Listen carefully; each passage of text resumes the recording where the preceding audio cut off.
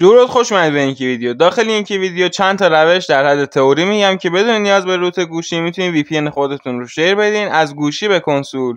اولین روش ستاپ OS هستش که شما نیاز دارین به کامپیوتر یا لپتاپ، که شما باید در مورد بوت گوشی بدونید که کار آسونی نیستش. ستاپ OS به این صورت کار میکنه که شما سیستم عامل ویندوز رو داخل گوشی نصب میکنید و بعد به صورت دوآلاپ بین سیستم عامل ها سویچ بکنین که ویندوز اندروید رو بشناسه و اندروید ویندوز رو، که بتونید بین اینا سویچ داشته باشین. فقط لازمه که بگم بعد نصب ویندوز باید خودتون به صورت دستی تمام درایورها رو نصب بکنید و دنبال یک VPN خوب باشید برای ویندوز، یا با PDANet بخوایم VPN رو از یک گوشی اندرویدی دیگه بدین به گوشی خودتون که روش ویندوز نصبه.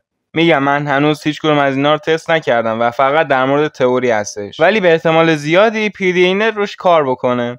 این روش یعنی روش ستاپ OS کلا کار سختیه و کلا ممکنه اطلاعات گوشیتون پاک بشه، پس حتما از گوشیتون و اطلاعات مهمش کپی داشته باشید.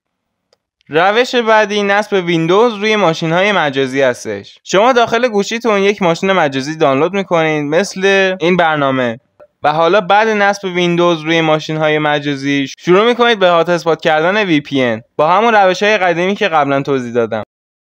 روش بعدی نیاز داره به روت گوشی. من به شما پیشنهاد میکنم گوشی قدیمی که دیگه پشتیبانی نمیشه و آپدیتی نداره از اون میتونید استفاده کنید برای روت گوشی و همینطور که گفتم از اطلاعات مهم گوشیتون کپی داشته باشید. بعد روت توجه داشته باشید که هر برنامه‌ای نصب نکنید که ازش مطمئن نیستید.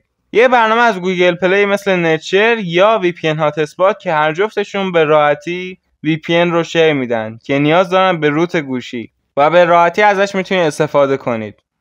داخل همه این روش‌ها باید حوصله بالایی داشته باشین و حسابی بعد اطلاعات بالایی داشته باشین نسبت به گوشیتون و بوت گوشی، و بعد از اینکه تحقیق کردید نسبت به گوشیتون میتونید برین سراغ این کارها و همینطور مطمئن یک کپی از کل گوشیتون داشته باشید که اگه خدایی نکرده مشکلی پیش اومد قابل جبران باشه. تا ویدیوی بعد مراقب خودت باش.